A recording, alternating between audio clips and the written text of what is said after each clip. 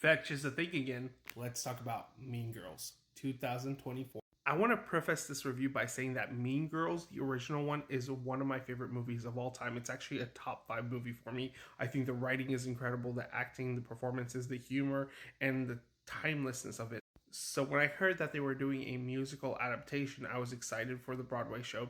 And then that they were adapting that into a movie, I was kind of lukewarmly excited. I was like looking forward to the music and what kind of changes they could have done with it.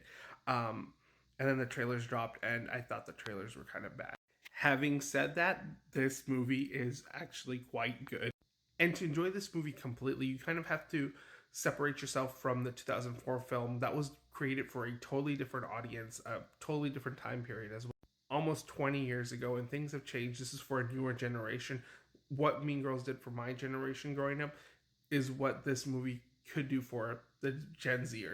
Because judging this by its own merits, it's actually a pretty good, well-told story that captures the spirit of the original Mean Girls and the drama of Girl World, basically. There are things and moments and jokes that I was actually anticipating and was kind of disappointed when it didn't happen, but they did replace it with something either equally or almost as equally good.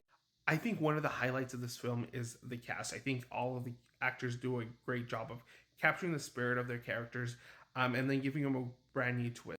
My favorite performance is actually Avantika, who captures the spirit of Karen so well. She was my favorite character in the original film, and she does justice here as well. The biggest shoes to fill in this movie was Regina George, who is one of the greatest villains of all time, and Rachel McAdams did such a great job of capturing this mean girl who was just the queen bee who ran the place.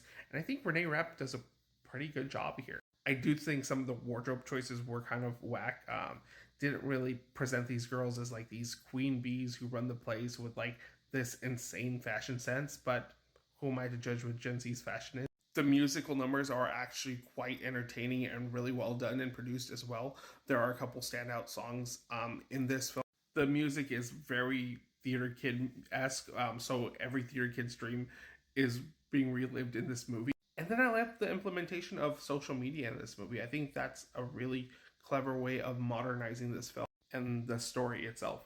Overall, I think this is a really good movie. It's enjoyable. There are things that I wish were done differently, but that's me holding on to something I truly love.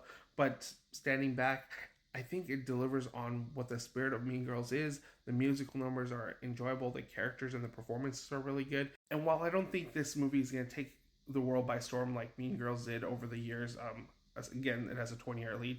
But for theater kids, this might be a standout movie that they might parody and honestly enjoy a lot. And it's totally meant for these new generation of kids, the Gen Zers, and them to kind of see their high school life and their societal structures in class hierarchy. I think the original Mean Girls is totally unmatched when it comes to this kind of stuff, but at the same time, this movie is a great companion piece. If you want something different, something a little bit more showy, this totally delivers on it, and I highly recommend it.